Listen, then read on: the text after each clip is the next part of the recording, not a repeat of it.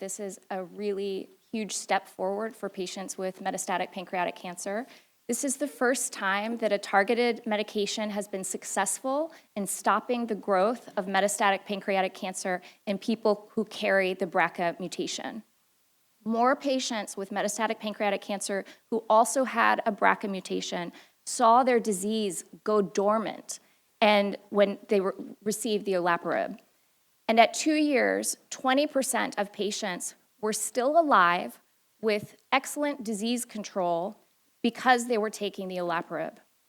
And now that we have a targeted medication that can benefit patients who have the BRCA mutation when they present with metastatic pancreatic cancer, it is our duty to search for this genetic mutation in all patients with metastatic pancreatic cancer so that we can identify those people who have the BRCA mutation and can benefit from being treated with an oral agent that can extend their life.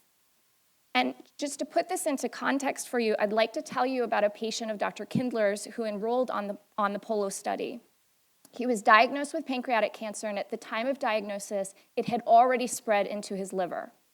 He had inherited the BRCA mutation, as had his brother, and he had recently seen his brother die of metastatic pancreatic cancer within a few months of his diagnosis. And because this patient wanted to have a different outcome than what had happened to his brother, he decided to enroll on a clinical trial to see if he could get a better outcome.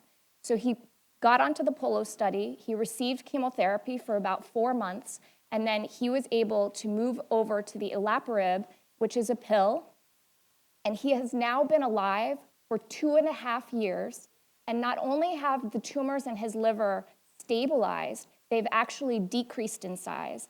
And he has had really excellent quality of life because he's been free of taking IV chemotherapy over this time. So I think this is practice changing for people who have the BRCA mutation. I can't wait to go back to clinic on Tuesday and look for it in my own patients.